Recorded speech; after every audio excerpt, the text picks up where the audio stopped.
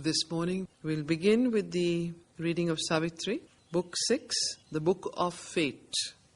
Canto 1, The Word of Fate, page 415.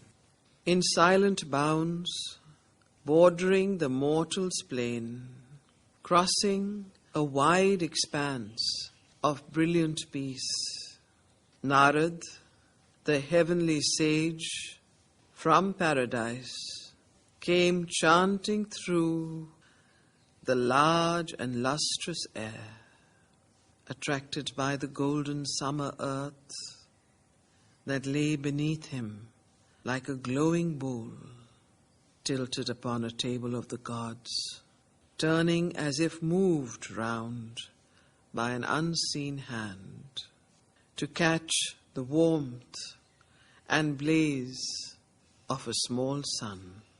He passed from the immortal's happy paths to a world of toil and quest and grief and hope, to these rooms of the seesaw game of death with life, across an intangible border of soul space.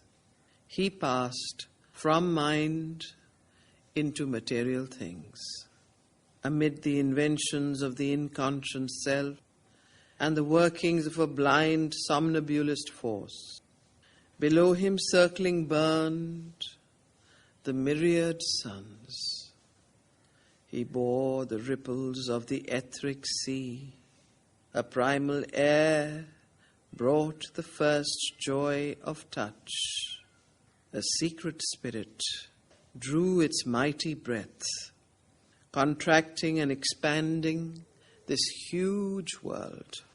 In its formidable circuit through the void, the secret might of the creative fire displayed its triple power to build and form, its infinitesimal wave sparks weaving dance, its nebulous units grounding shape and mass, magic foundation and pattern of a world, its radiance bursting into the light of stars.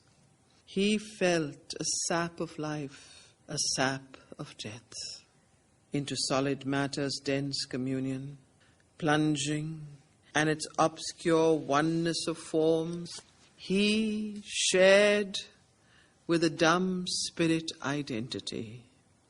He beheld the cosmic being at his task. His eyes measured the spaces, gauged the depths. His inner gaze, the movements of the soul. He saw the eternal labor of the gods and looked upon the life of beasts and men. A change now fell upon the singer's mood. A rapture and a pathos moved his voice. He sang no more of light that never wanes and oneness and pure everlasting bliss. He sang no more the deathless heart of love. His chant was a hymn of ignorance and fate. So here you see that canto begins with Narad coming into the earthly space.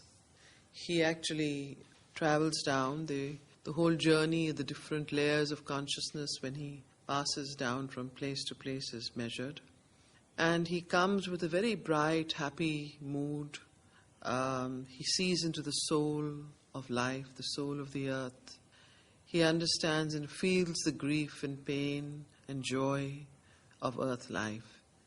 But suddenly when he looks down into the heart of things, and because he is coming down obviously to the palace of Ashwapati, and he feels suddenly there is a mood of change in him. He feels that he no longer chants of the great heart of love, all of that. So a change now fell upon the singer's mood. A rapture and a pathos moved his voice. He sang no more of light that never wanes, and oneness and pure everlasting bliss. He sang no more the deathless heart of love. His chant was a hymn of ignorance and fate. So his chant changes as he reaches the earth, from the chant of love and deathless love and so on, to a chant of ignorance and fate. He sang the name of Vishnu and the birth and joy and passion of the mystic world, and how the stars were made and life began, and the mute regions stirred with the throb of a soul. He sang the inconscient and its secret self, its power omnipotent, knowing not what it does, all shaping without will or thought or sense, its blind, unerring, occult mystery, and darkness yearning towards the eternal light, and love that broods within the dim abyss and waits the answer of the human heart, and death that climbs to immortality. He sang of the truth that cries from night's blind deeps, and the mother wisdom hid in nature's breast, and the idea that through her dumbness works, and the miracle of her transforming hands, of life that slumbers in the stone and sun, and mind subliminal in mindless life, and the consciousness that wakes in beasts and men. So he sang of all of these things. So you can see this whole page is a description of the different songs that Narad, the heavenly sage, when he reaches earth, he sings. He says a description of what he sees on earth, the different moods, the different aspects. So, and the miracle of her transforming hands, of life that slumbers in the stone and sun, of life and mind, subliminal in mindless life. So he also sings of something that we are not very conscious of, that there is a life in the stone. He sang of life that slumbers in the stone and sun. He sang of the glory and marvel still to be born, of Godhead throwing off at last its veil, of bodies made divine and life made bliss. Immortal sweetness, clasping immortal might, heart seeing heart, thought looking straight at thought, and the delight when every barrier falls, and the transfiguration and the ecstasy. So he sang also of things that are going to come, things that are going to be on earth, a new consciousness that will wake in human beings and in animals, in beasts, a consciousness that can, without words, can read thoughts, so without the need of a mobile, you can speak to each other. Consciousness can sense heart to heart, that without the need of words, one can sense and experience the other person's emotions. So, and as he sang, the demons wept with joy. Why?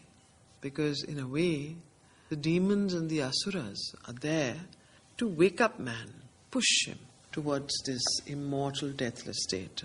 So they knew that their work would be finished. They could once again become the divine. They could merge into the divine. So that's why as he sang, the demons wept with joy. The asuras wept because they also have come down and they are also doing the divine work, because bringing in all the negatives and all the darkness so that man wakes up, all the suffering and deep pain, that so that the human consciousness wakes up. So their work also was done. They would be released from their demonness, from their asuric karma. And as he sang, the demons wept with joy, foreseeing the end of their long, dreadful task.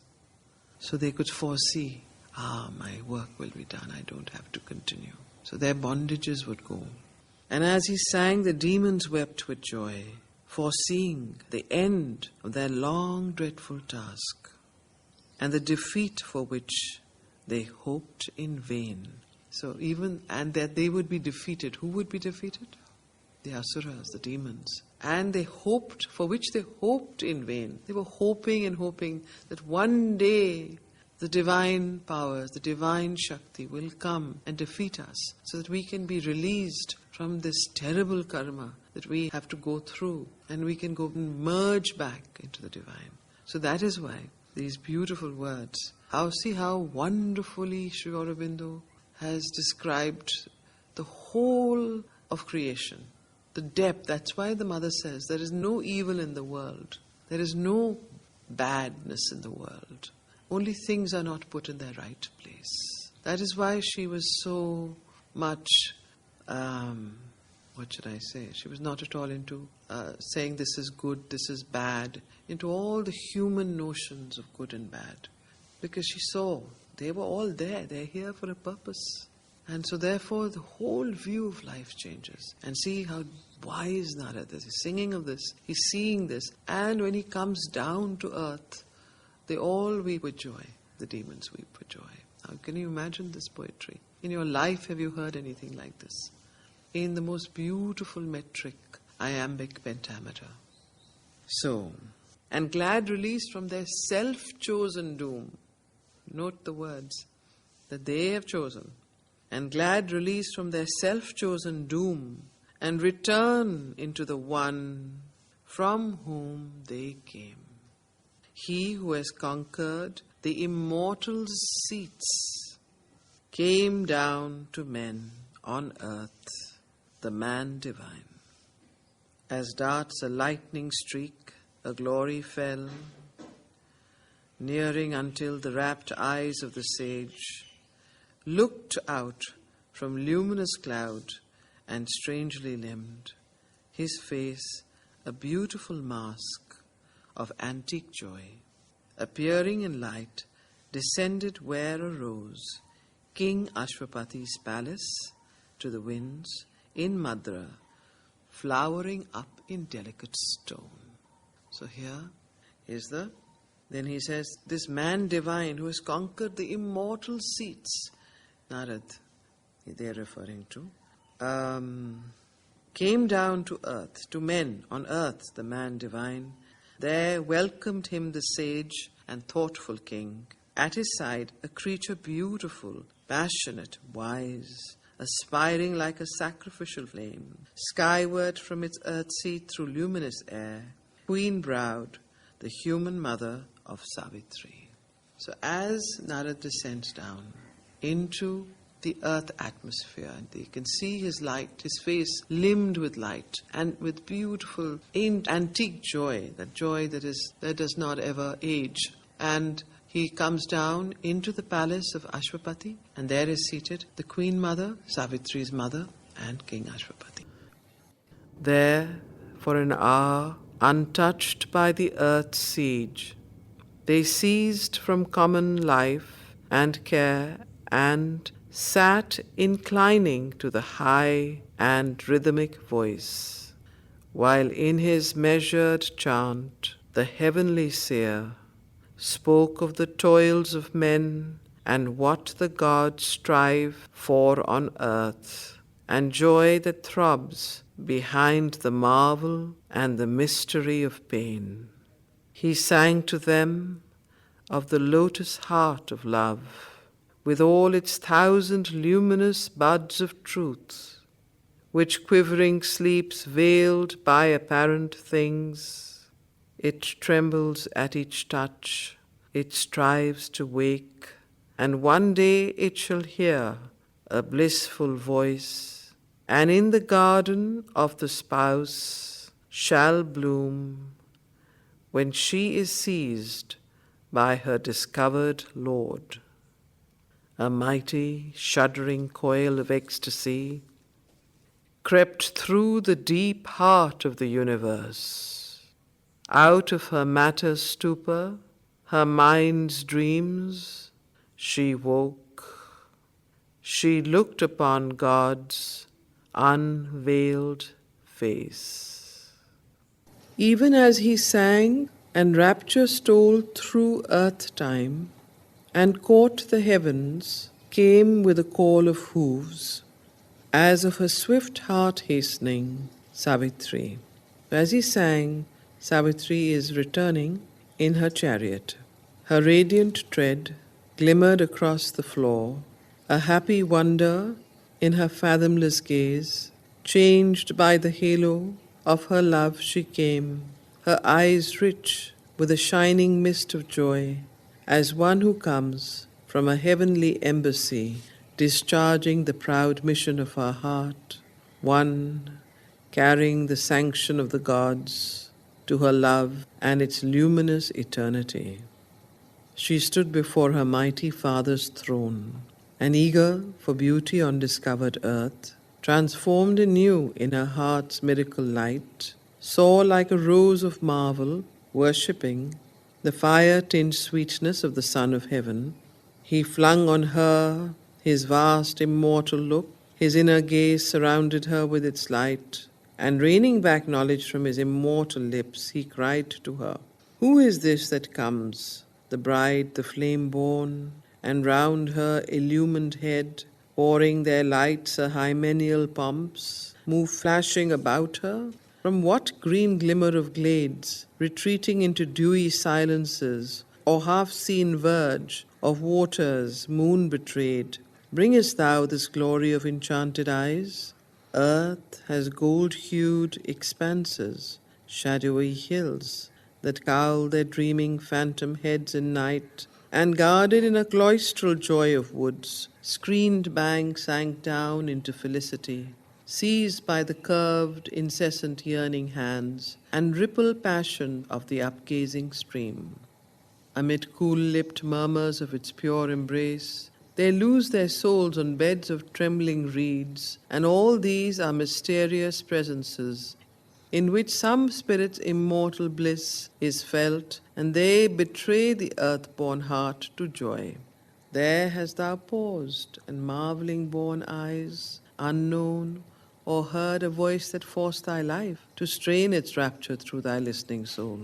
Or if my thought could trust this shimmering gaze, it would say, thou hast not drunk from an earthly cup, but stepping through azure curtains of the noon, thou wast surrounded on a magic verge in brighter countries than man's eyes can bear. So here, Ashwapati, by looking at Savitri, gains all the knowledge of where she went, what she did, and has an intuitive grasp of what happened. And he describes this scene to her, saying that if my thought would trust what I'm seeing, then I would say that you have even not drunk from an earthly cup. You have gone somewhere which is heavenly, something which is extraordinary, immortal. But stepping through azure curtains of the noon, thou wast surrounded on a magic verge, like a magical place you've come from, in brighter countries than man's eyes can bear, assailed by trooping voices of delight. So you've been in a place where there'll be beautiful trooping voices of delight, the birds. And he's describing the woods and the nature where Savitri's come from, this beautiful place. And seized mid a sunlit glamour of the boughs,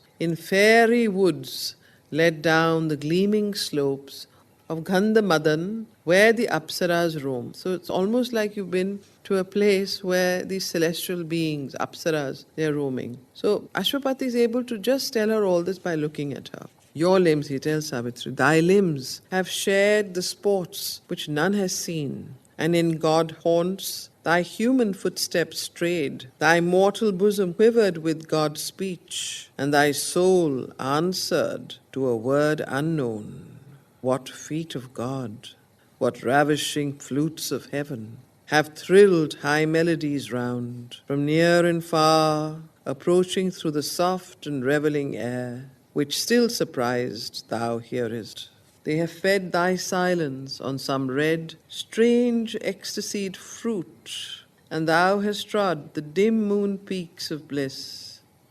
Reveal, O winged with light, whence thou hast flown, hastening bright-hued through the green tangled earth, thy body rhythmical with the spring bird's call. The empty roses of thy hands are filled only with their own beauty and the thrill of a remembered clasp, and in thee glows a heavenly jar thy firm, deep, honeyed heart, new brimming with a sweet and nectareous wine, thou hast not spoken with the kings of pain.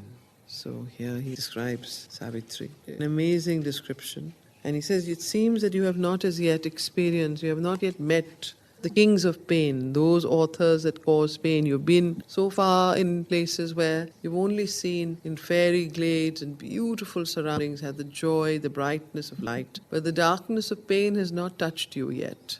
Life's perilous music rings yet to thy ear. Life's perilous music rings yet to thy ear. Far melodied, rapid and grand, a centaur's song, or soft as water, plashing mid the hills, or mighty as a great chant of many winds. Moon-bright thou livest in thy inner bliss. Thou comest like a silver deer through groves of coral flowers and buds of glowing dreams. You come like a silver deer through wonderful groves of coral flowers and buds of glowing dreams, or fleest like a wind goddess through leaves, or roamest, O ruby-eyed and snow-winged dove, flitting through thickets of thy pure desires in the unwounded beauty of thy soul. These things are only images to thy earth, but truest truth of that which in thee sleeps. For such is thy spirit, a sister of the gods, thy earthly body, lovely to the eyes, and thou art kin in joy to heaven's sons. O thou who hast come to this great perilous world, now only seen through the splendor of thy dreams, where hardly love and beauty can live safe, thyself a being dangerously great, a soul alone in a golden house of thought, has lived walled in by the safety of thy dreams, on heights of happiness, leaving doom asleep, who hunts unseen the unconscious lives of men. So you have left doom and darkness and pain asleep while you are roaming in these beautiful heights of happiness. What happens? Doom and pain are hunting unseen the unconscious lives of men. If thy heart could live locked in the ideal's gold, as high, as happy might thy waking be. If for all time doom could be left to sleep. So this is how Ashwapati finishes. That if you could be locked in that happy dream of golden bliss and happiness that you're in, then you may not need to face doom and pain and grief. But, he says, alas, if you could do that. So, if for all time doom could be left to sleep. So in a way, he's almost hinting. Ashwapati has a foreknowledge. He is a great, great yogi. He is a great practitioner. He knows that doom is somewhere going to wake unconscious parts of Savitri so that she becomes more conscious, so that she perfects the human instrument, so that she is able to complete the mission for which she has been sent down to earth. Don't forget, Ashwapati had asked for Savitri as a boon from the World Mother, saying that send down some incarnation, embodiment of yourself, to help pain and suffering of the earth. So he knows that Savitri has to undergo that pain and that deep suffering. But right as of now, he says if only doom could stay asleep forever. Because he sees his daughter very happy and she's come back. Narad, he was speaking, not Ashwapati. It was Narad who was holding back the knowledge and the what he knew about Savitri. He spoke but held his knowledge back from words. See, he spoke and yet held the deeper knowledge he had back from words. He did not put it into words. So he spoke but held his knowledge back from words. As a cloud plays with lightning's vivid laugh, but still holds back the thunder in its heart. Just as a cloud plays with lightning's vivid laugh, yet holds back the thunder in its heart. Only he let bright images escape. His speech, like glimmering music, veiled his thoughts. As a wind flatters the bright summer air, pitiful to mortals, only to them it spoke of living beauty and of present bliss. He hid in his all-knowing mind the rest. To those who hearkened to his celestial voice, the veil heaven's pity throws on future pain, the immortal sanctioned seemed of endless joy. So he holds back, and it's almost like we don't have the foreknowledge of the pain or the grief that we are going to go through. Why do we not know beforehand the terrible things that might happen to you in the future? The pain you might have to go through? If you knew beforehand, you wouldn't go towards it, would you? You'd go the opposite direction. So this is heaven's way of protecting you. It's a way that nature uses. It does not let any people know in advance of what they have to go through. So just see the lines that he's written. He hid in his all-knowing mind the rest. For those who hearken to his celestial voice, the veil heaven's pity throws on future pain, the immortal sanction seemed of endless joy. But Ashwapati answered to the seer. His listening mind had marked the dubious close. So Ashwapati had heard Narad saying in the end, but oh, if only doom could be left to sleep. So he marked that word. So he answered Narad, and he said, his listening mind had marked the dubious close. An ominous shadow felt behind the words, but calm like one who ever sits facing fate. Here mid the dangerous contours of earth's life, he answered covert thought with guarded speech. So he had marked the dubious close of Narad's words, and he sat calmly, one who's ever ready to face fate, and yet he answered covert thought with guarded speech. So now Ashwapati is speaking. O deathless sage, he addresses Narad, who knowest all things here.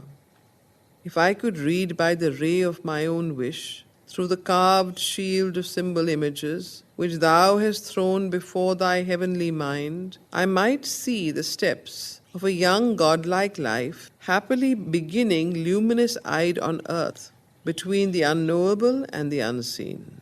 Born on the borders of two wonder worlds, it flames out symbols of the infinite and lives in a great light of inner suns. For it has read and broken the wizard seals. It has drunk of the immortals' wells of joy. It has looked across the jewel bars of heaven. It has entered the aspiring secrecy. It sees beyond terrestrial common things and communes with the powers that build the worlds, till through the shining gates and mystic streets of the city of lapis lazuli and pearl, proud deeds step forth a rank and march of gods. Although in pauses of our human lives, earth keeps for man some short and perfect hours, when the inconstant tread of time can seem the eternal moment to which the deathless live. Yet rare that touch upon the mortal's world. Hardly a soul and body here are born in the fierce, difficult movement of the stars, whose life can keep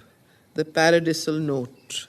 Its rhythm repeat the many-toned melody, tirelessly throbbing through the rapturous air, caught in the song that sways the Apsara's limbs, when she floats gleaming like a cloud of light. A wave of joy on heaven's moonstone floor, behold this image cast by light and love, a stanza of the ardor of the gods, perfectly rhymed, a pillared ripple of gold. So did you understand that, what Ashwapati is saying? There is hardly a life that can live in a paradisical way without any pain or without any suffering. So her body like a brimmed picture of delight. So whose body? Savitri. He's now describing how Savitri is feeling and looking. Her body like a brimmed pitcher of delight, shaped in a splendor of gold-colored bronze, as if to seize earth's truth of hidden bliss. Dream-made, illumined mirrors are her eyes, draped subtly in a slumberous fringe of jet, retaining heaven's reflections in their depths. Even as her body, such is she within. Heaven's lustrous mornings gloriously recur like drops of fire upon a silver page, in her young spirit yet untouched with tears. All beautiful things eternal seem anew, to virgin wonder in her crystal soul. The unchanging blue reveals its spacious thought. Marvelous the moon floats on through wandering skies. Earth's flowers spring up and laugh at time and death, the charmed mutations of the enchanter life. race like bright children past the smiling hours, if but this joy of life could last, nor pain throw its bronze note into her rhythmed days. Behold her, singer. He says, look at her, Narad. Singer is referring to Narad. Behold her, singer, with the prescient gaze, and let thy blessing chant that this fair child shall pour the nectar of a sorrowless life around her from her lucid heart of love. So please bless her, he tells Narad, that she shall live a life without any sorrow, shall pour the nectar of a sorrowless life around her from her lucid heart of love, heal with her bliss the tired breast of earth. So bless her that she with her blissful heart, lucid heart of love, heal with her bliss. Savitri could heal with her bliss the tired breast of earth and cast like a happy snare felicity, and she spreads happiness. As grows the great and golden bounteous tree, flowering by Alakananda's murmuring waves, where with enamored speed the waters run, lisping and babbling to the splendor of morn, and cling with lyric laughter round the knees of heaven's daughters, dripping magic rain. Pearl bright from moon gold limbs and cloudy hair, so are her dawns like jeweled leaves of light, so casts she her felicity on men. A flame of radiant happiness she was born, and surely will that flame set earth alight. Doom surely will see her pass and say no word, but too often hear. The careless mother leaves her chosen in the envious hands of fate. The harp of God falls mute, its call to bliss. Discouraged fails mid earth's unhappy sounds. The strings of the siren ecstasy cry not here, or soon are silenced in the human heart. Of sorrow songs we have enough.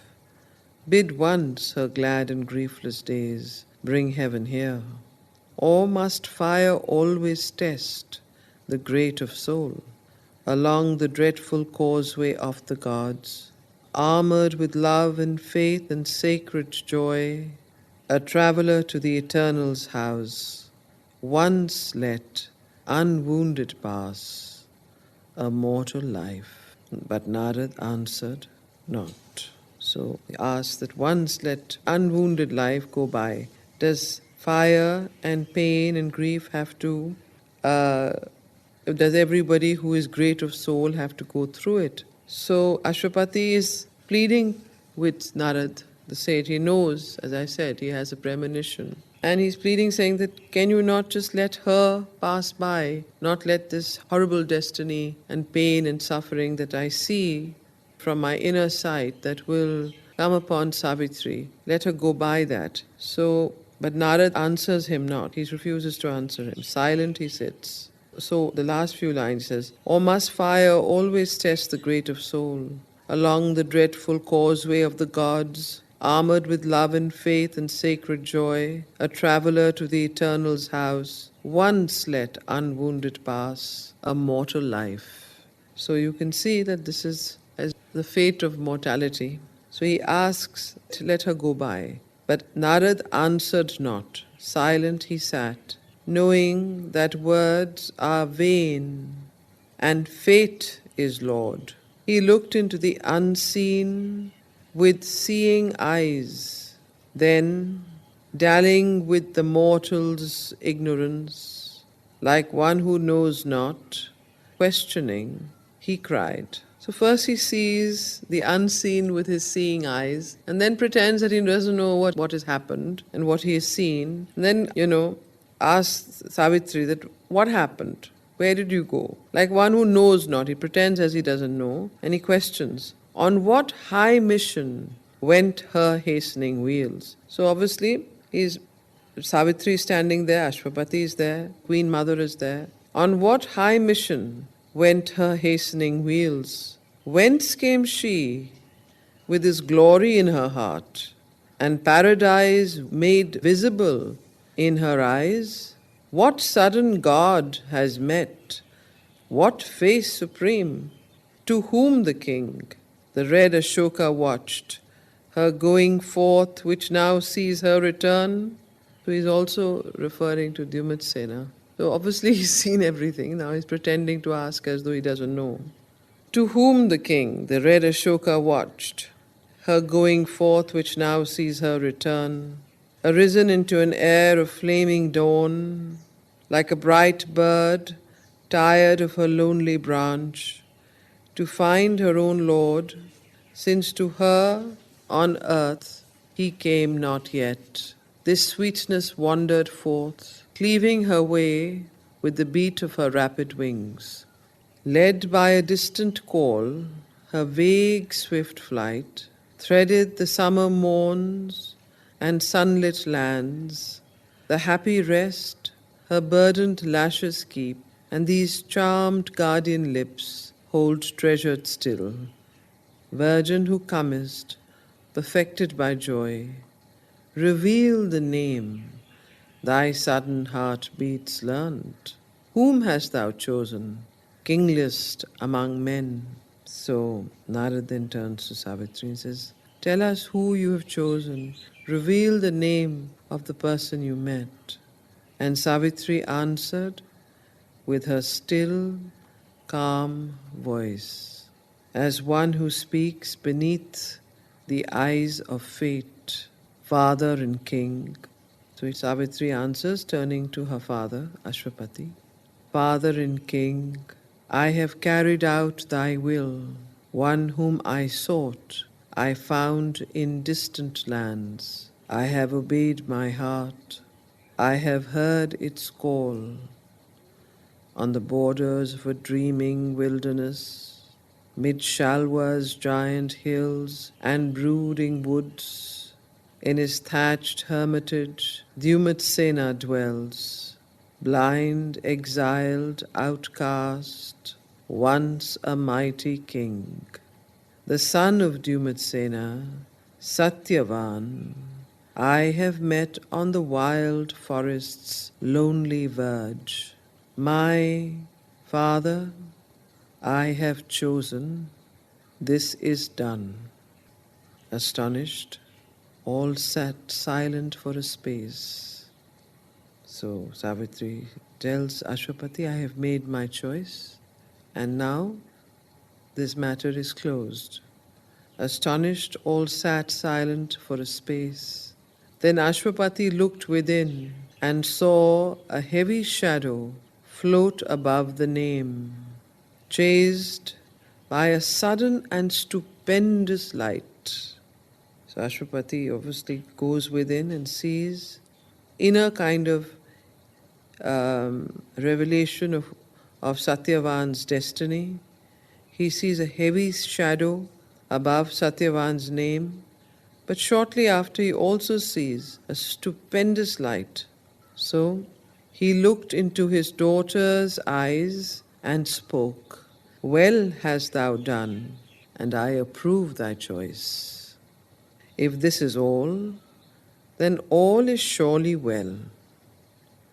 If there is more, then all can still be well. Whether it seem good or evil to men's eyes, only for good the secret will can work. Our destiny is written in double terms. Through nature's contraries, we draw nearer God. Out of the darkness, we still grow to light.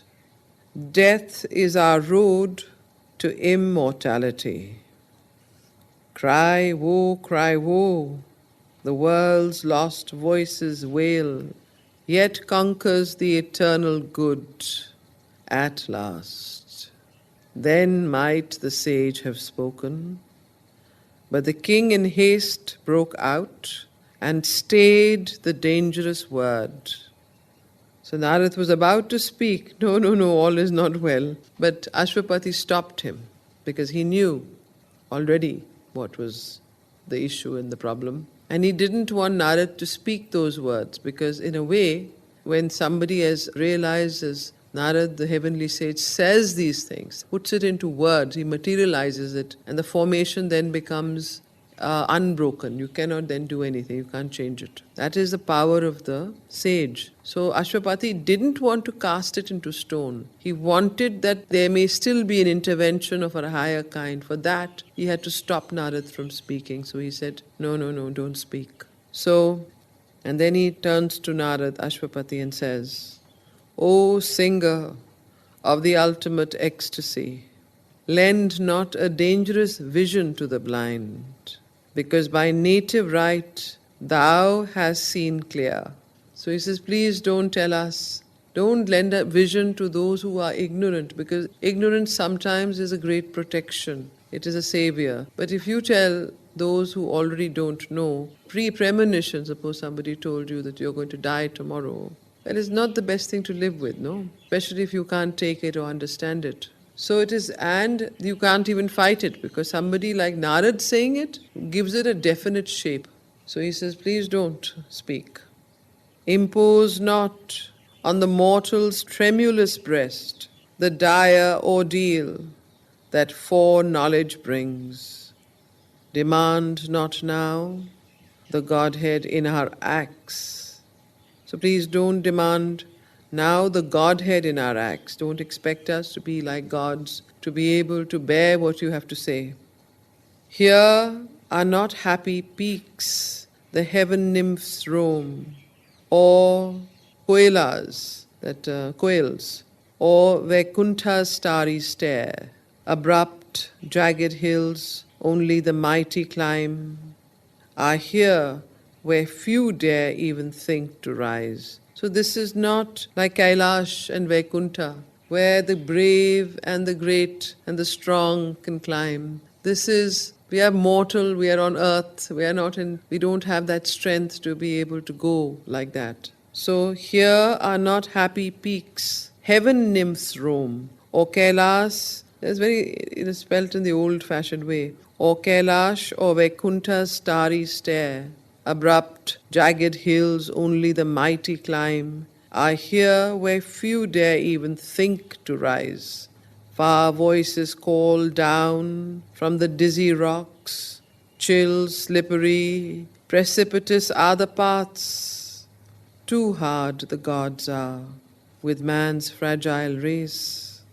In their large heavens they dwell, exempt from fate. So he's referring to Narad's own place. This is where Narad has come from, no? He's come from a place where fate doesn't operate. He comes from a place, he's from Kailash and Vaikuntha. So he says, you have all come from this. You're already realized sages living in that place where fate doesn't stop you. There is no pain. There is no dire knowledge of things to come. You already know. You're in a still static place. But here on earth, don't bring that foreknowledge to the mortal race. So he describes it. Too hard the gods are with man's fragile race. So in their large heavens they dwell. Who? The gods. Exempt from fate. And they forget the wounded feet of man, his limbs that faint beneath the whips of grief, his heart that hears the tread of time and death. The future's road is hid from mortal sight. He moves towards a veiled and secret face. To light one step in front is all his hope, and only for a little strength he asks to meet the riddle of his shrouded fate. Awaited by a vague and half-seen force, aware of danger to his uncertain hours, he guards his flickering yearnings from her breath. He feels not when the dreadful fingers close around him with a grasp none can elude. If thou canst lose her grip, then only speak. So he says, see, when sudden death comes suddenly upon man, he doesn't feel the grip, the immediate sense of death, because it comes so suddenly. So if you give this foreknowledge about death to Savitri and to all of us, then the pain and grief and the foreknowledge of death the suffering that will produce will be more than we can bear. He tells Narad, speak only if you can change this destiny.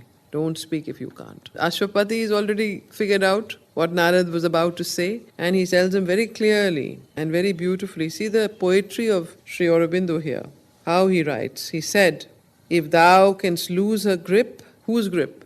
Death's grip, fate and death.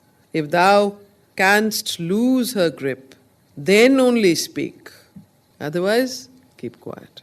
And there's a great occult, deep, profound truth behind these words. You understand? They never speak.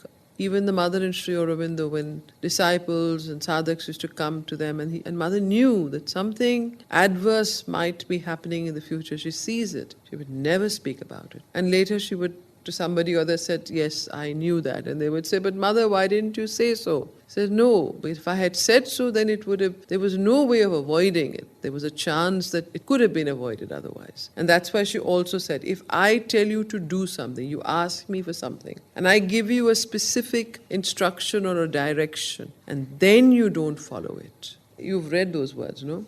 You will suffer. It is better that you don't do it. There will be a karmic suffering. So that is why I don't tell people what to do. Very seldom, she should say. So somebody would come to her, mother, shall I get married?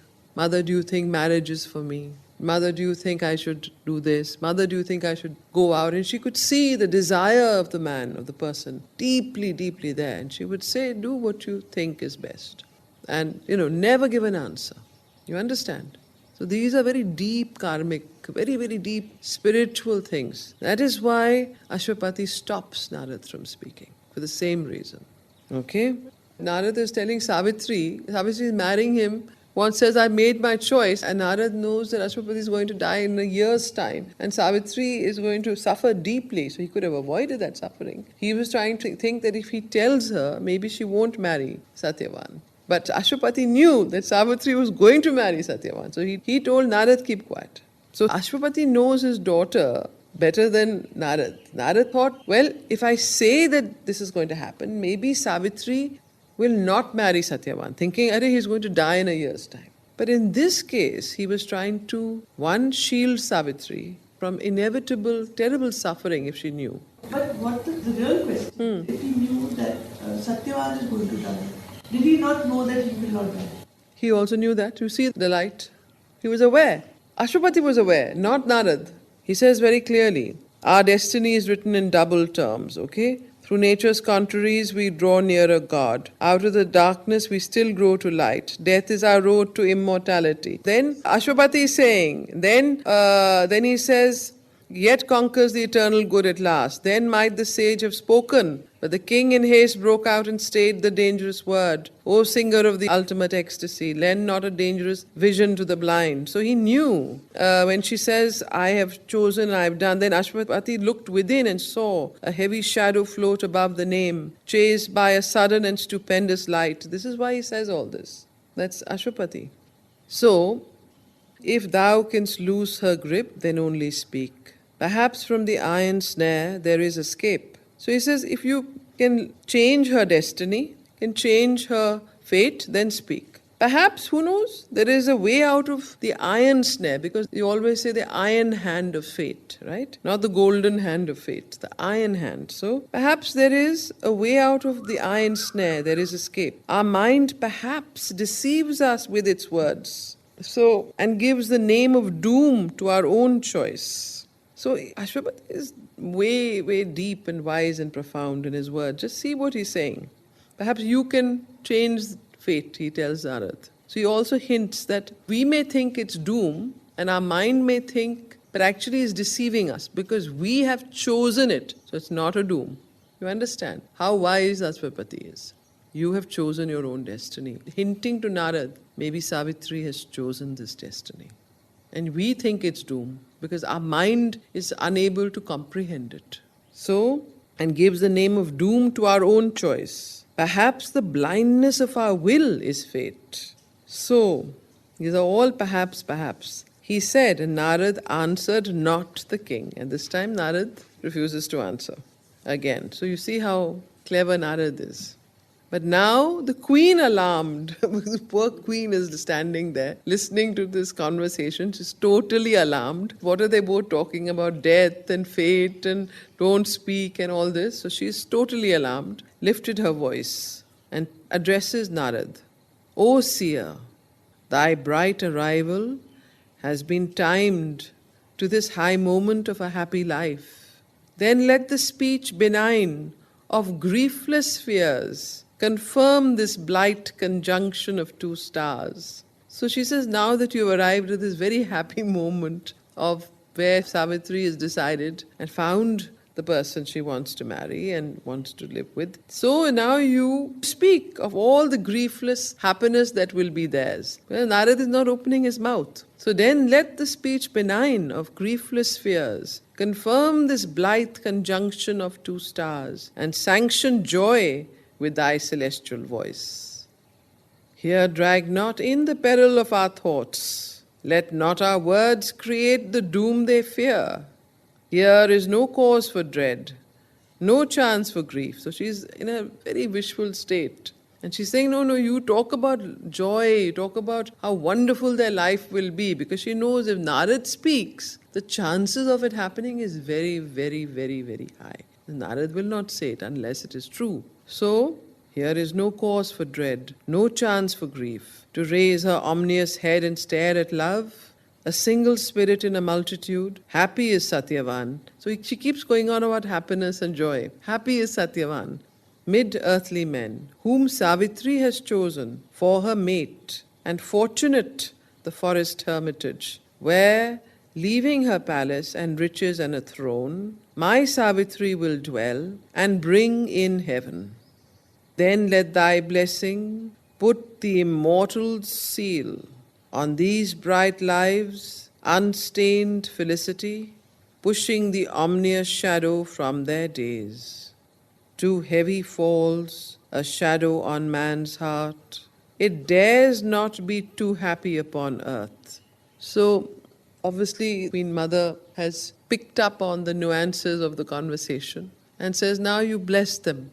Because the shadow that you people speak of in doom, it is too heavy falls that upon man's heart. And you're pushing the ominous shadow from their days. Too heavy falls a shadow on man's heart. It dares not be too happy upon earth. So in a way, there's a philosophic part of the queen that is speaking here. She realizes that happiness on earth is something that man and human beings dared not be too happy. If you're too happy, there is nothing like that. There's a fear that if there's some doom will come. So it dreads the blow, dogging too vivid joys. So in a sense, even too much of joy and too much of happiness is something that man dreads, because he feels that after that will come the inevitable pain. And so it dares not be too happy upon earth. It dreads the blow, dogging too vivid joys, a lash unseen in fate's extended hand, the danger lurking in fortune's proud extremes, an irony in life's indulgent smile,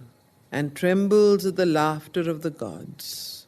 Or if crouches unseen a panther doom, if wings of evil brood above that house, then also speak, that we may turn aside and rescue our lives from hazard of wayside doom and chance entanglement of an alien fate. But she says, however, the queen says, but if you cannot bless them, and if you feel that she will not have this eternal joy in griefless days, and you feel that there is a doom, there is some evil brooding above that their house of marriage and of where she's going to go, then also speak, that we may turn aside and rescue our lives from hazard of wayside doom and chance entanglement of an alien fate. So the queen, unlike Ashwapati, thinks that if there is going to be danger, there is a dreadful fate that is awaiting Savitri. She asks Narad to speak about it so that they can all avoid it. So the queen thinks that this can be avoided. Ashwapati is quite different. He asks Narad not to speak. So you see the two, how different they are. Ashwapati tells Narad, don't say anything. The queen says, no, even if it's bad, speak. because then we can avoid it, because she's the mother. So she wants to protect her daughter. While Ashwapati realizes that if Narad speaks about the doom and that this is going to happen, it will make it even tighter. That fate and that destiny will become very, very sure. Okay? So now let's see what Narad does. And Narad slowly answered to the queen. So Narad was obviously thinking and very contemplative, and he slowly answers the queen. What help is in prevision to the driven? Yes. How does it help? So he's taking Ashwapati's clue.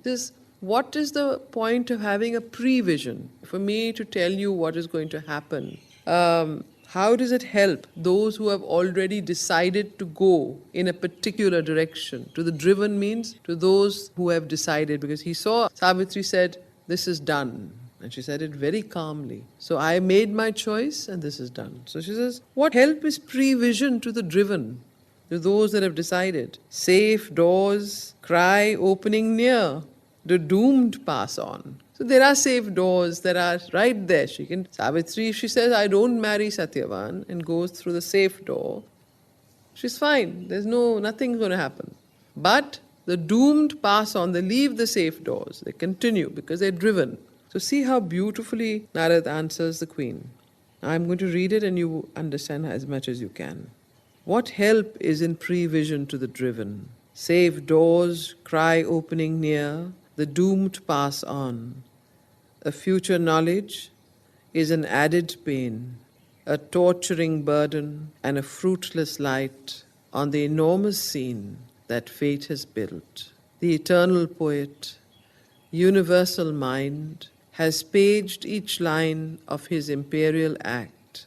Invisible the giant actors tread, and man lives like some secret player's mask. He knows not even what his lips shall speak, for a mysterious power compels his steps, and life is stronger than his trembling soul. None can refuse what the stark force demands. Her eyes are fixed upon her mighty aim. No cry or prayer can turn her from her path. She has leaped an arrow from the bow of God. His words were theirs who live unforced to grieve and help by calm the swaying wheels of life, and so on. So this is how he replies to the Queen Mother, saying that a future knowledge, if you know in advance, is an added pain, a torturing burden, and a fruitless light. He doesn't say what is going to happen. On the enormous scene that fate has built, the eternal poet, universal mind, has paged each line of his imperial act, and so on. Then he says that man who does not even know what he is going to say the next moment, what his lips are going to speak, because something mysterious power compels his steps, and life is stronger than his trembling soul. So none can refuse what the stark force demands. Her eyes are fixed, Savitri's eyes are fixed upon her mighty aim. So she is not going to turn away from it. And that is how he replies to the Queen Mother. She meaning Savitri, has leaped an arrow from the bow of God.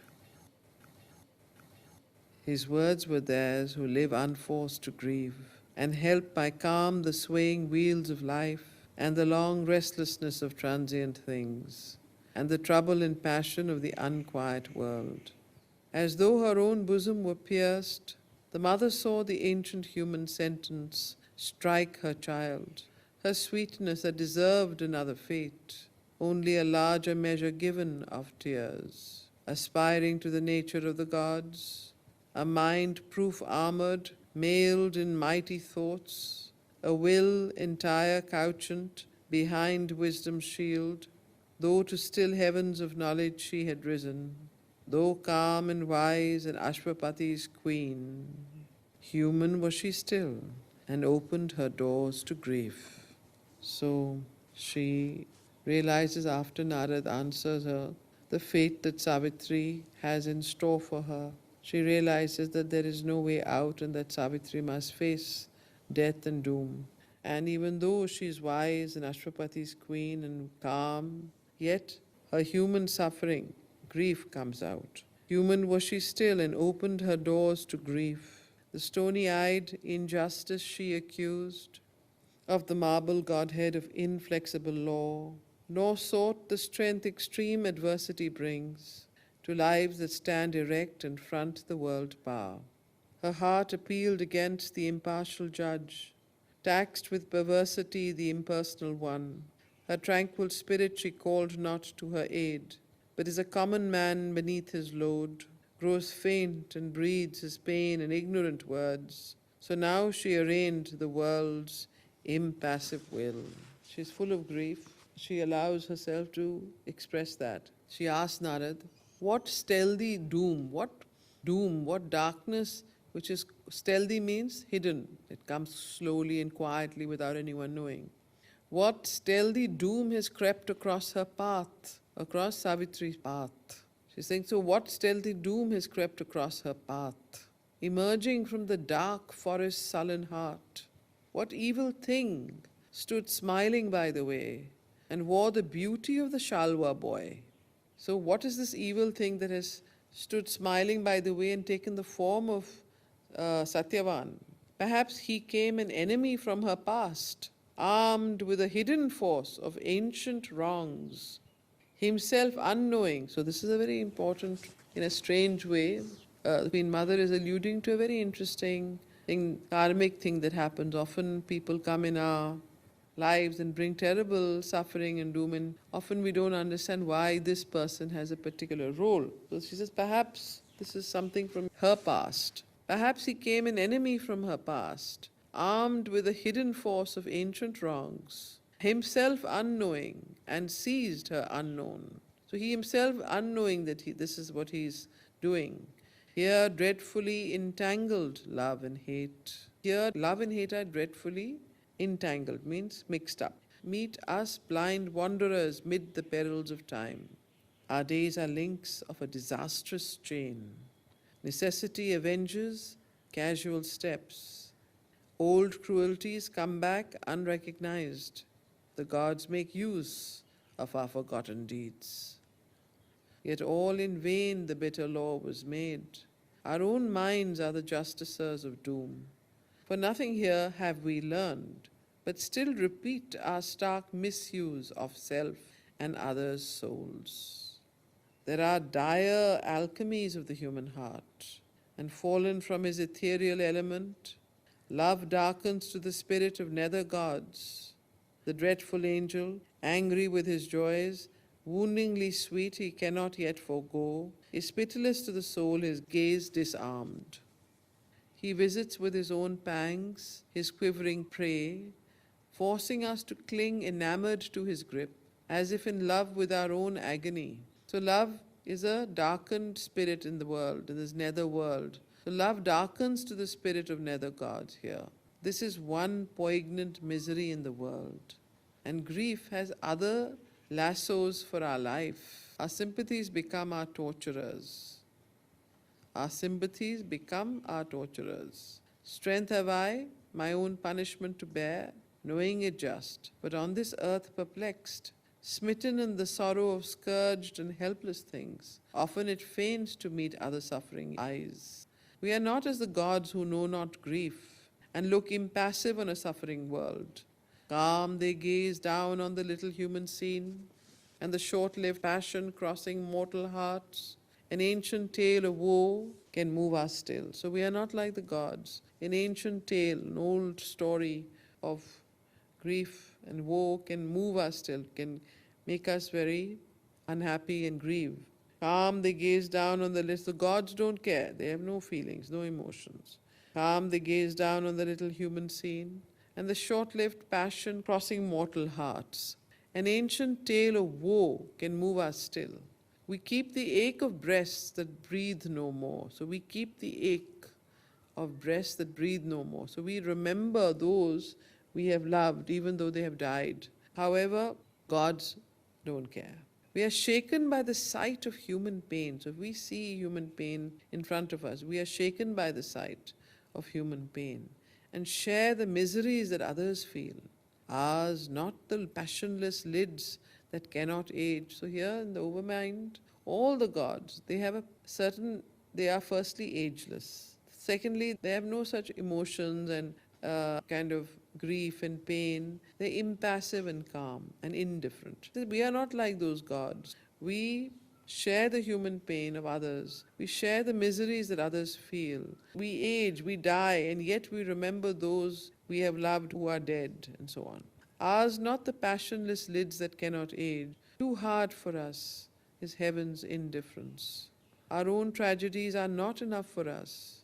All pathos and all sufferings we make ours. So if in the human nature is such that even our own sufferings and own tragedies are not enough for us. We like to know about all sufferings, all tragedies, and we sympathize with them. We make it ours. We empathize. We feel them. You understand? We have sorrow for a greatness passed away. So if you see Rishi Kapoor passing away or somebody else passing away, we feel the sorrow. We feel, oh, such a great person has now died and so on. We don't know him at all. But every sorrow and every grief in the world, we make our own. So this is the nature of human beings. So Amitabh Bachchan will write nice songs, and so will the whole world. So this is the nature of human beings. We are like that. Anything that happens, we must feel it and engage in it. Very different to the gods. They don't feel like that. All pathos and all sufferings we make ours. We have sorrow for a greatness passed away, and feel the touch of tears and mortal things. So we also feel the touch of tears and mortal things. Even a stranger's anguish rends my heart. And this, O Narad, is my well-loved child. Even a stranger's grief and anguish, I feel so much. And this is my own child, my own daughter. And you are saying that in 1 year, the person she is going to marry is going to die, and that she must face inevitable doom and suffering. How can I bear it? She asked Narad. So, and this, O Narad, is my well-loved child. Hide not from us our doom, if doom is ours. So don't hide the doom that you think is going to come upon us, if you feel we are doomed. Hide not from us our doom, if doom is ours. This is the worst, an unknown face of fate. So the worst thing is to have no knowledge and unknown fate, when you feel that something terrible is going to happen and you don't know what it is. A terror omnious, mute, felt more than seen. They feel is a sense that some terrible thing is going to happen. You can feel it, but you can't see it.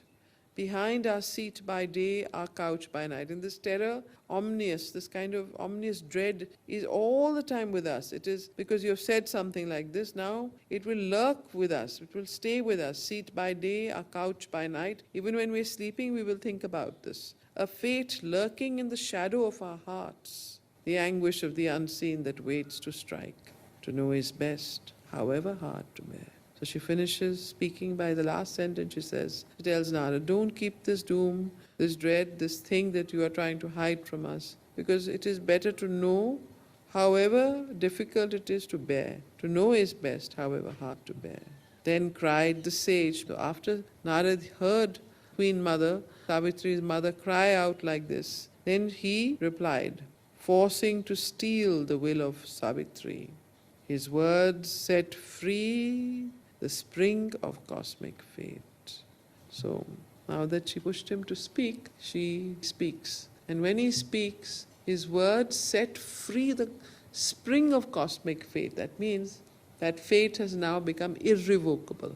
Irrevocable means it cannot be changed. That's why often when something dark is going to happen, something difficult and unseemly will happen, even in those days, Sri Aurobindo, the mother, would never tell the sadhak, never. Suppose he was getting married and they knew that this marriage was going to be disastrous. But the person was still insistent, no, I want to marry this person only. Often people would come to the mother, I want to marry, and who? This one. Mother would look and she would see something immediately, but would never speak. Because if she spoke, and that would become irrevocable. That means it would be set in gold, it would be set in stone. So therefore, if you don't speak, you still have a chance of the grace intervening. You understand the difference? You must be hearing in your families, don't speak these things. Never speak of things, dark things that are going to happen. Don't speak, they always tell you. Why? Same way for coronavirus. I avoided even taking the name of the word corona for the same reason. Don't speak of these things. Don't dwell on these things. More, less you dwell, it won't come to you. More you speak about them, more you talk about it, you are attracting that to you. So here, now with that one thing, Queen Mother insisted, no, you have to tell us. So the moment he opened his mouth, he set in motion the cosmic wheel of fate. Finished after that. So his word set free the spring of cosmic fate. See the words. The great gods use the pain of human hearts. The great gods, G with a capital, as a sharp axe to hew their cosmic road. So the pain that human hearts feel, the gods use as a sharp axe, as a hammer. Have you heard this sentence? Pain is the hand of nature, sculpturing men to greatness. So pain is the chisel and the hammer. So it's like a hammer blow. So the great gods use the pain of human hearts as a sharp axe to hew their cosmic road.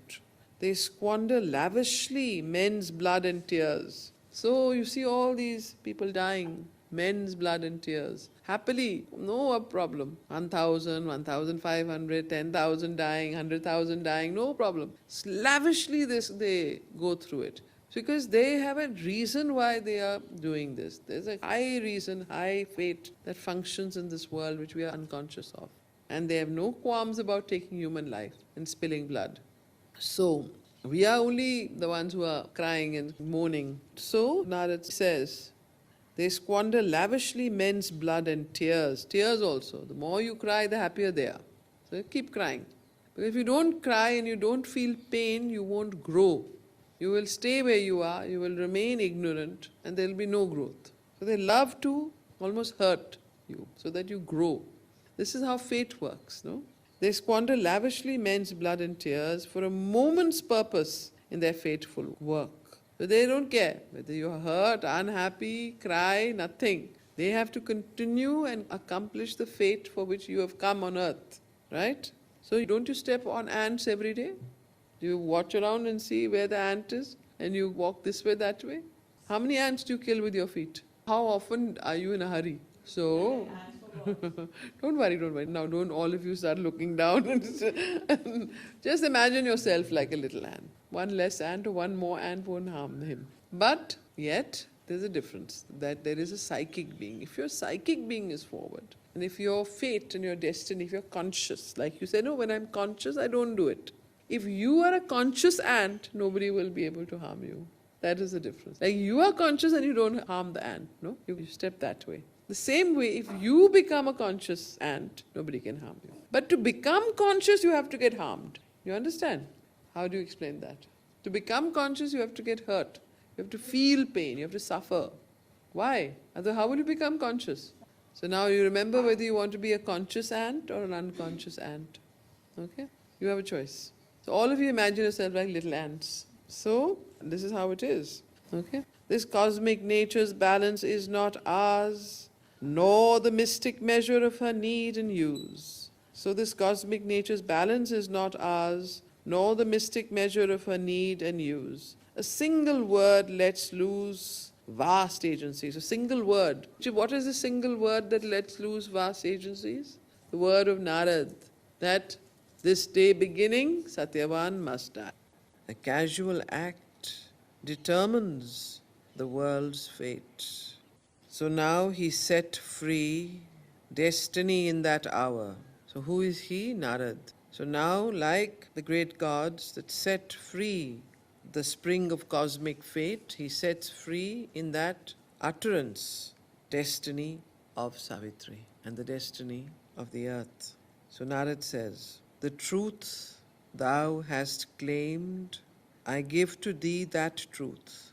So he tells the queen, the truth thou hast claimed, I give to thee the truth. A marvel of the meeting, earth and heavens. He whom Savitri has chosen mid men, his figure is the front of nature's march. His single being excels the works of time.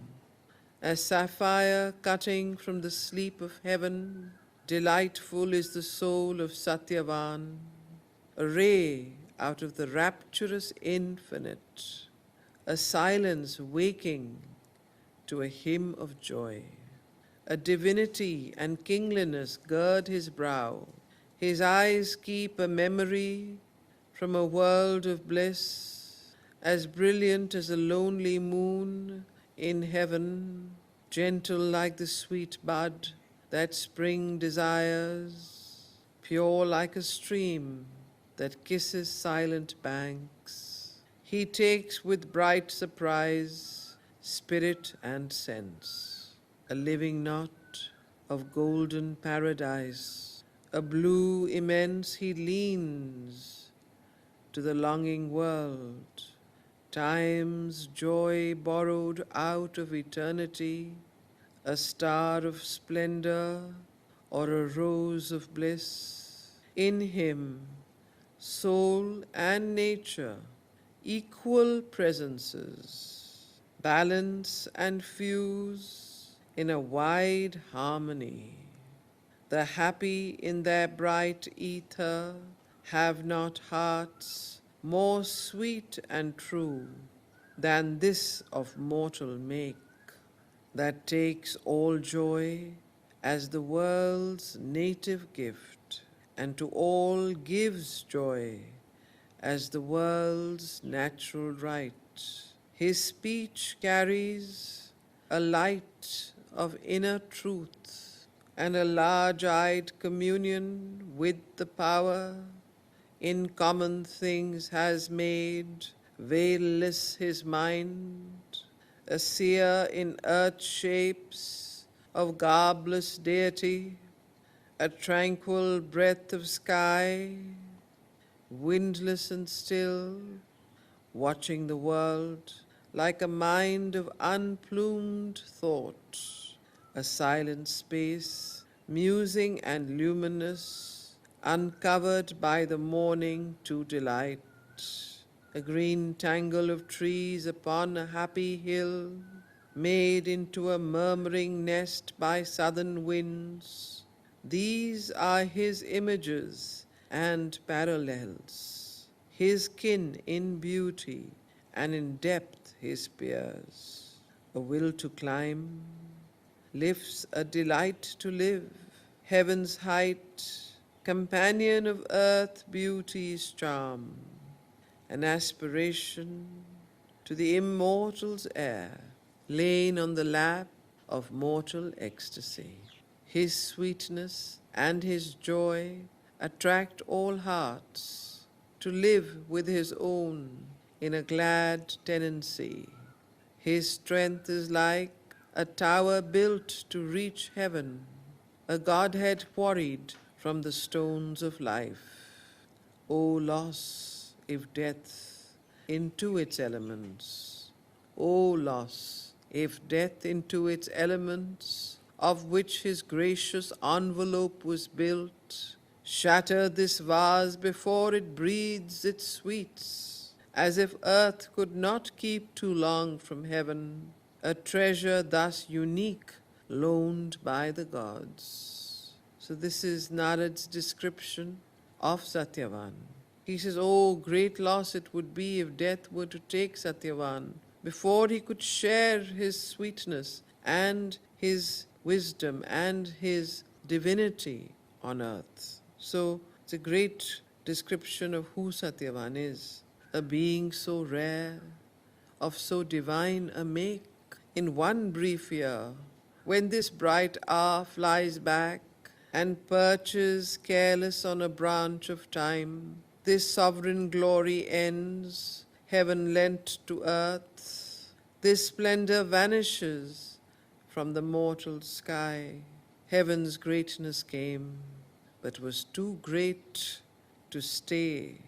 12 swift winged months are given to him and her. This day returning, Satyavan must die. A lightning bright and nude, the sentence fell.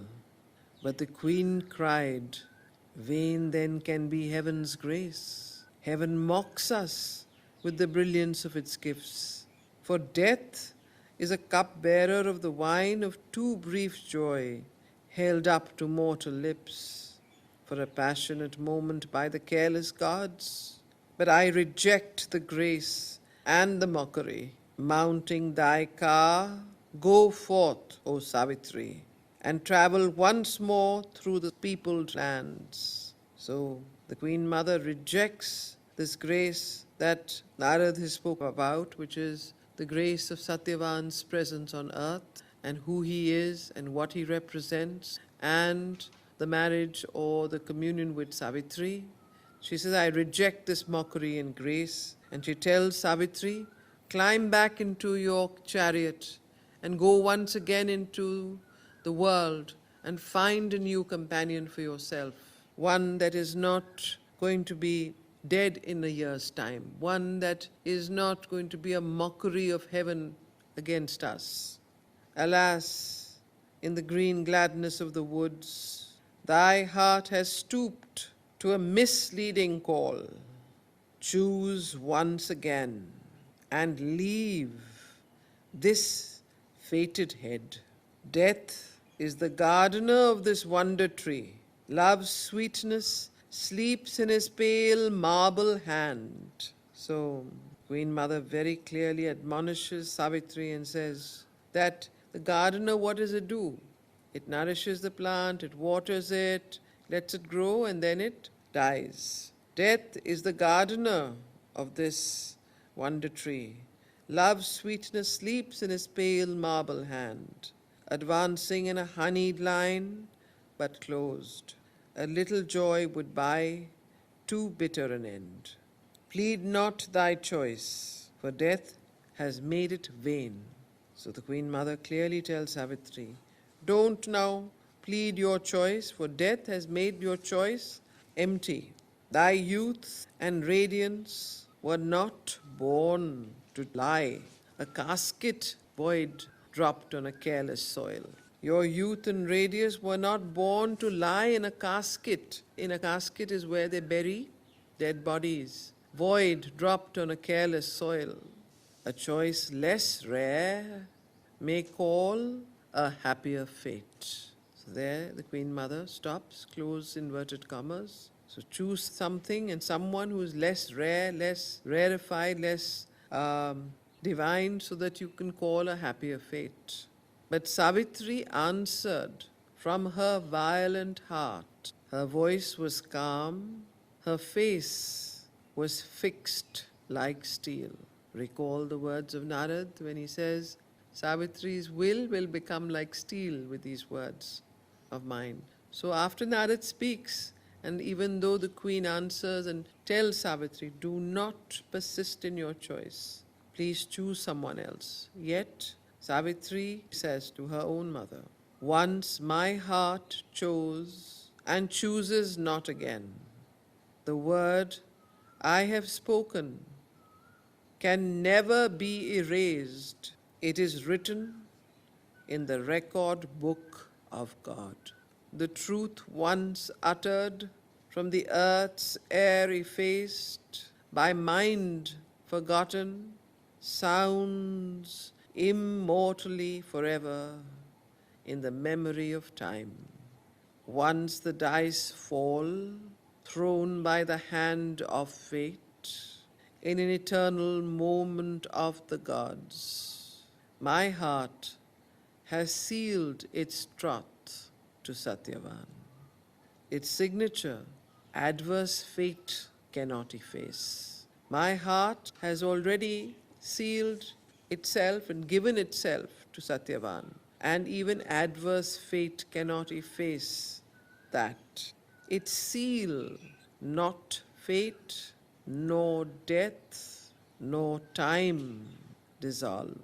Those who shall part, who have grown one being within. So, she says that I am now completely one with Satyavan. And how can those who are one being within, whose psychic beings have merged, whose have already become one soul and one being, how can they now go apart? And nothing can change this. Neither fate, nor death, nor time can dissolve this spiritual, occult marriage of two souls. Death's grip can break our bodies, not our souls. If death take him, I too know how to die. Let fate do with me what she will or can. So in a way she even taunts fate and says, let fate do what she wants, and whatever she can do against me, let me see who is stronger. Is destiny and fate stronger, or is my will and my own strength of soul and purpose stronger? Who is stronger? So in a way, Savitri now is standing up right here itself against her own destiny and fate and says, I will change it. And she says, let fate, destiny try whatever it wants. She almost like provokes fate. You try what you want. You do what you want. Puts a challenge out. And I will see what happens. So this is the power of the human will. Don't forget, even though Savitri is an incarnation and has a divine, source of birth, yet on earth we are all governed by human laws. And even the divine has to function through the limited human laws of birth, death, and mortality. All the human evolutionary laws work. So Savitri has to strengthen her will, which means you can understand the power of human will, how great it is when you use it, when you are able to garner it. You understand the word garner it? When garner, it's a very special word. Garner means it's somewhat like nurture, foster, develop. These three words explain the word garner. Why? First you have to strengthen your own will. You have to nurture it. You have to bring it forth. Then you have to foster it. And then you have to use it. So these three. Now this will is not something that just springs up from nowhere. You have to create a strong will within you. If you want to change destiny, if you want to change your own circumstances. So along with prayer and aspiration, the great importance of will. What is will? Will is something that is a force that is given to us, to you, which comes from a deep inner source, which you could call divine. The will, the strength of the will comes from the soul force in you, what you call as the psychic or the higher forces. It uses your mind, it uses your vital and enthusiasm and emotional being. It uses your body, but it is something that has a great power. That's why they say, develop your willpower. So here, you see what Savitri is doing. She is human on earth, and she says, you try what you want. She stands up and confronts fate and death and says, you want to take away Satyavan. Try and take him away. Let us see who has a greater power of will. So she steals her will. Her will gets steeled. Do you know the meaning of steel? Have you seen what happens when you have thick steel? How strong it is? That's why Mother says, develop nerves of steel. First of all, your nervous system has to become strong. That will strengthen your will, inner will. So there are all stages and stages of it. Your inner being has to become strong so that its power can generate into your outer being, like a generator. When you switch on a generator, what happens? Right? Same way, the generator of your inner power and will, it can change destiny, and depending on your ability to generate a higher will or a higher force, your level of influence changes. So, let fate do with me what she will or can. I am stronger than death and greater than my fate. So here, Savitri tells the Queen Mother, I am stronger than death and greater than my fate. My love shall outlast the world. Doom falls from me, helpless against my immortality. So, doom falls from me. That means even death, doom, darkness falls from me. Helpless against my immortality. Fate's law may change, but not my spirit's will. Please note the words. Fate's law may change, but not my spirit's will. You understand? The will of the spirit and of Savitri's spirit, but not my spirit's will. Close inverted commas here. And now, again you see the word how Sri Aurobindo uses the same word again. An adamant will. She cast her speech like bronze. Can you imagine? Casting her speech like bronze, like a javelin. An adamant will she cast her speech like bronze, but in the queen's mind, listening her words, rang like the voice of a self-chosen doom, denying every issue of escape. To her own despair answer the mother made.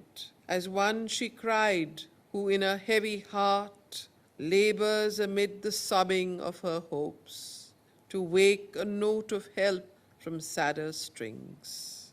So the Queen Mother cries and says, O child, in the magnificence of thy soul, dwelling on the border of a greater world, in the magnificence of thy soul, dwelling on the border of a greater world, and dazzled by thy superhuman thoughts, thou lendest eternity to a mortal hope here on this mutable and ignorant earth. Who is the lover and who is the friend? All passes here. Nothing remains the same. None is for any on this transient globe. He whom thou lovest now, a stranger came, and into a far strangeness shall depart. His moments part, once done, upon life's stage, which for a time was given him from within. To other scenes he moves, and other players, and laughs and weeps, mid faces new, unknown. The body thou hast loved is cast away amidst the brute unchanging stuff of worlds to indifferent mighty nature, and becomes crude matter for the joy of others' lives. But for our souls, upon the wheel of God, forever turning, they arrive and go, married and sundered in the magic round of the great dancer of the boundless dance. Our emotions are but high and dying notes of his wild music, changed compellingly by the passionate movements of a seeking heart in the inconstant links of hour with hour. So the Queen Mother obviously replies, and her reality, what she speaks of, is also a reality. It is true that most people, what is earth? When you look around you, we come and go, we change our bodies, we have different experiences. Nobody remains on earth forever. Who is the lover and who is the friend? All passes here. Nothing remains the same. None is for any on this transient globe. Nobody is there forever. He whom thou lovest now, after all, it was a stranger who came to you. You didn't know him before. And into a far stranger shall depart. She's trying to tell Savitri, look, she said, I understand that you have a magnificent soul and you have superhuman thoughts, but understand, this is not heaven. This is not the high worlds from which you have come, where the rule of death is not there. This is the mortal world where death rules, and everybody who comes into this earth dies. Lives and dies and comes again, has different experiences, meets different people, and so on. So she's explaining the whole earthly system to Savitri. And she says, to indifferent mighty nature, and becomes crude matter for the joy of others' lives. In a sense, we are here, most human beings. We sacrifice our lives, we give ourselves to others' lives, we are ourselves eaten by those we eat, right? Have you heard of this very famous quotation? The eater eats what is and is eaten himself. So everything is feeding upon each other. We are feeding upon plants and animals and vegetables. The animals are feeding upon other animals. We ourselves die and become part of the earth. We are ourselves eaten by the earth, by death, and so on. There is nothing that is permanent here. Okay? That's what she's saying. Now, our emotions are and even your emotions, she says, okay, you have great deep love for him, but even your emotions are but high and dying notes of his wild music changed compellingly by the passionate movements of a seeking heart, in the inconstant links of hour with hour, to call down heaven's distant answering song, to cry to an unceased bliss is all we dare. Once seized, we lose the heavenly music sense. Too near, the rhythmic cry has fled or failed. All sweetnesses are baffling symbols here. So love dies before the lover in our breast. Our joys are perfumes in a brittle vase. Or then what wreck is this upon time's sea, to spread life's sails to the hurricane desire and call for pilot the unseeing heart. So these are all experiences that we can recognize. Okay, so nobody is speaking, you see, there are different planes of consciousness. So what the Queen Mother is explaining is also a very true explanation. There's nothing, it's not false. It is true at a particular level of existence. Or then what wreck is this upon time's sea, to spread life's sails to the hurricane desire and call for pilot the unseeing heart? O child, will thou proclaim? Will thou then follow against the law that is the eternal will, the autarky of the rash titan's mood, to whom his own fierce will is the one law, in a world where truth is not, nor light, nor God? Will you then continue, O child, to proclaim and follow and go against the law with a capital L, that is the eternal will, the law of the earth, the evolutionary law, the autarky of the rash titan's mood? Will you then go against that? And that titan himself, will you go against the whole of evolution? She asks Savitri. Will you fight against truth? And in a world where truth is not, nor light, nor God, in this world, will you continue to fight like this? Only the gods can speak what now thou speakest. So she tells Savitri, look, only the gods can speak what you're saying. You're in the world, you're on earth. The earth is governed by a law. There are laws of nature, laws of existence. You cannot flout them, you cannot go against them. Only the gods can speak what now thou speakest. Thou who art human, think not like a god. For man, below the god, above the brute. So then she says, this is a beautiful passage. For you are human, think not like a god.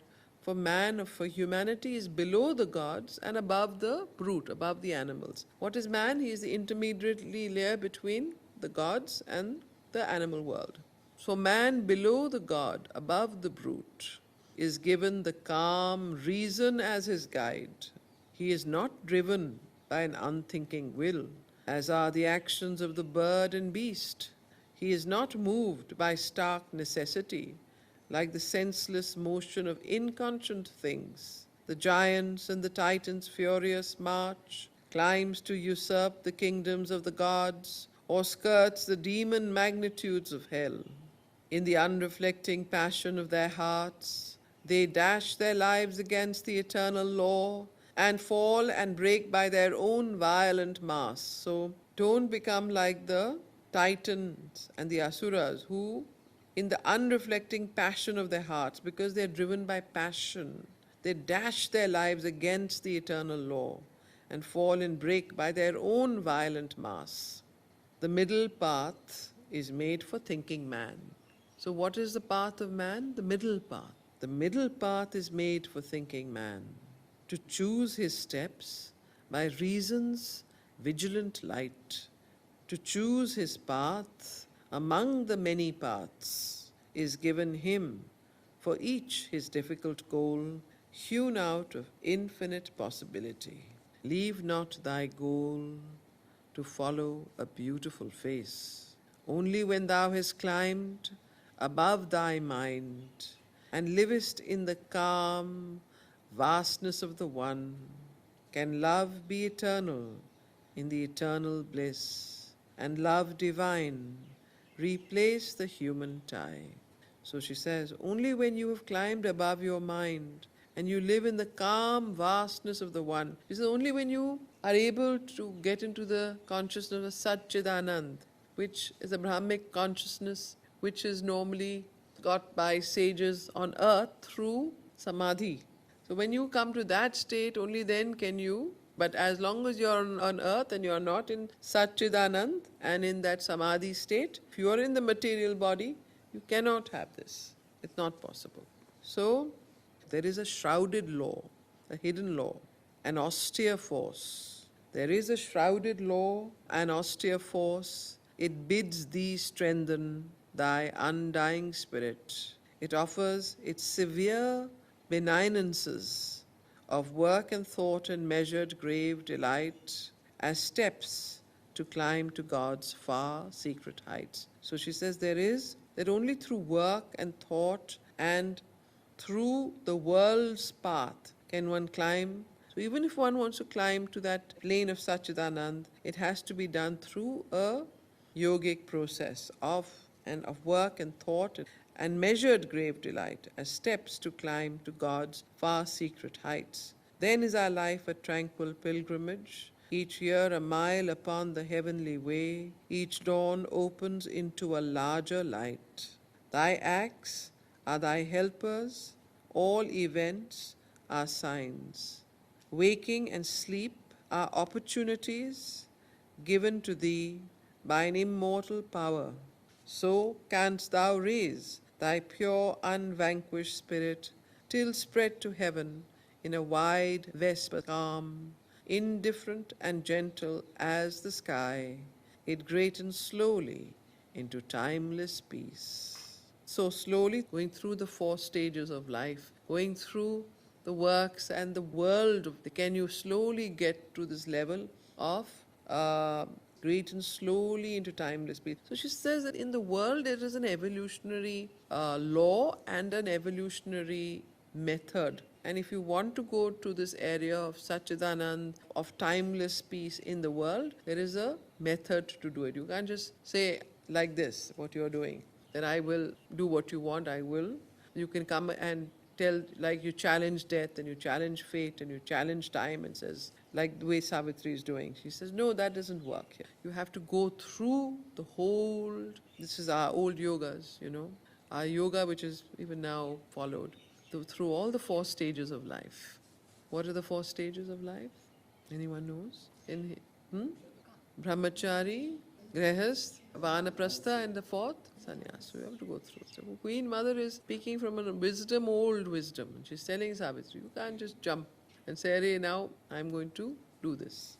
Because Savitri is very young, don't forget. And she has just gone into the forest and met her soul mate, so to speak, and is saying now, in 1 year, he's going to die, and she just got up and said, no, I won't allow it. So she replied again with steadfast eyes. So, when Savitri replied with steadfast eyes, my will, again note the word will, my will is part of the eternal will.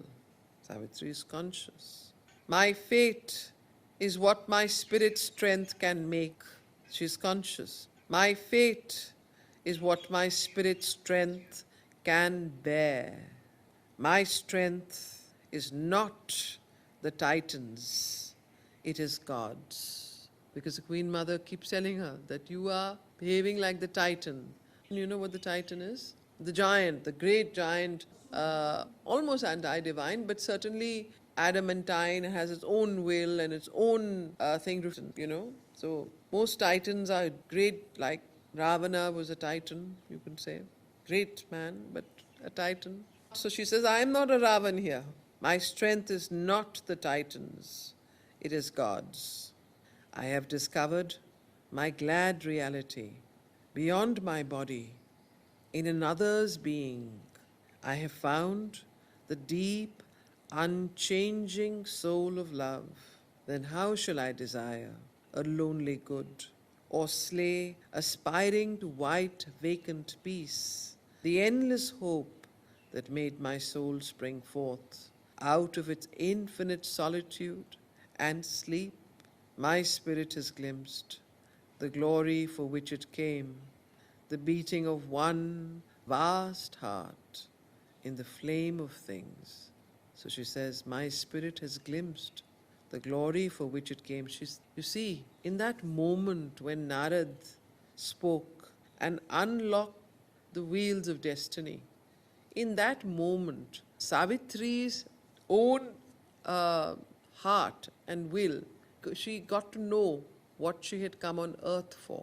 She discovered her own raison d'etre, purpose of existence, why she had come on earth. Through that, what Narad said was so powerful. That's why this is a very, very, very deeply occult chapter. Many, many levels and layers here of meaning. Every time you read it, you will discover another one. So that is why she said those words. You remember what Narad said? My words will do two things. It will steal the will of Savitri and it will unlock the wheels of destiny. It will now, nothing can change it. So she says, I have found the deep, unchanging soul of love. Then how shall I desire a lonely good, or slay, aspiring to white, vacant peace? Or you want me now to slay means to destroy my whole embodied self and go into a Satchidanand or a vacant piece of nirvanic bliss or moksha. So either you want me to go towards moksha or you want me to give up Satyavan and you tell me that you're a titan. So she's telling her mother that you are either telling me that I am a titan, I am a strong-willed person who is against the evolutionary law, against God's plan, against my own destiny, because the titan has a different function. Or you're telling me that you have to go to moksha and go to the path of moksha, which is a certain particular moderate middle path. Okay? My eternity clasped by his eternity, and tireless of the sweet abysms of time, deep possibility always to love. This is first, last joy to its throb, the riches of 1,000 fortunate years are poverty. Nothing to me are death and grief, ordinary lives and happy days. And what to me are common souls of men, or eyes and lips that are not Satyavans? I have no need to draw back from his arms and the discovered paradise of his love and journey into a still infinity. So she says, I have no need to. Who is Satyavan? The Satyavan in Savitri is a symbol. It's not only a story, it's not only based on historical myth, it is not only based on, but it is a symbol of the future. Each character is also a symbol. So who is Satyavan? You have to ask that question. I will not answer it for you. That is your discovery. But I will pose the question. It was posed to me 20 years ago by Temi Ben. One day I was in Golkund and she called me. She says, come to my room. We shall read Savitri. So I was quite taken aback. Okay. I went to her room and in Golkund. And it was, I think, between 3:30 and 4:30 when she called me. And for 1 hour, she used to read Savitri and explain. And she kept telling me only one thing, asking me, who is Satyavan? So now, 25 years ago, I had no idea who Satyavan was. I hardly understood Savitri. So I told her, I don't know. So she said, well, find out who he is. And then one more thing she told me, she says, there is no Satyavan. Which again, mind in a tizzy. I said, what do you mean by there is no Satyavan? So I will leave those two thoughts with you. Okay, so let's continue. Okay, this is first, last joy, and to its throb the riches of 1,000 fortunate years are poverty. Nothing to me are death and grief, or ordinary lives and happy days. And what to me are common souls of men, or eyes and lips that are not Satyavans? I have no need to draw back from his arms and the discovered paradise of his love and journey into a still infinity. I have no need to go towards still infinity is what? Nirvana, moksha. I have no need to leave him and to journey into a still infinity. Only now for my soul in Satyavan, I treasure the rich occasion of my birth. So only because for my soul in Satyavan do I treasure, do I value the rich occasion of my birth. That means do I value my entire life existence, that I have been born on earth. Otherwise there is no value. In sunlight and in dream of emerald ways, I shall walk with him like gods in paradise. If for a year, that year is all my life. If it is to be only for 1 year, then that year is all my entire life. I don't wish to live more. And yet I know this is not all my fate. And yet Savitri knows that this is not her fate. To come and live and marry Satyavan and die after 1 year. That is not her fate. And yet I know, but you say for a year, then if this is to be a year, according to your belief, then I am happy with that 1 year of life. However, I know that this is not all my fate. Only to live and love a while and die. I have not come down on earth just to live and love a while and die. For I know now why my spirit came on earth and who I am and who he is I love. I have looked at him from my immortal self. I have seen God smile at me in Satyavan. I have seen the eternal in a human face. Then none could answer to her words. Silent they sat and looked into the eyes of fate. End of Canto 1.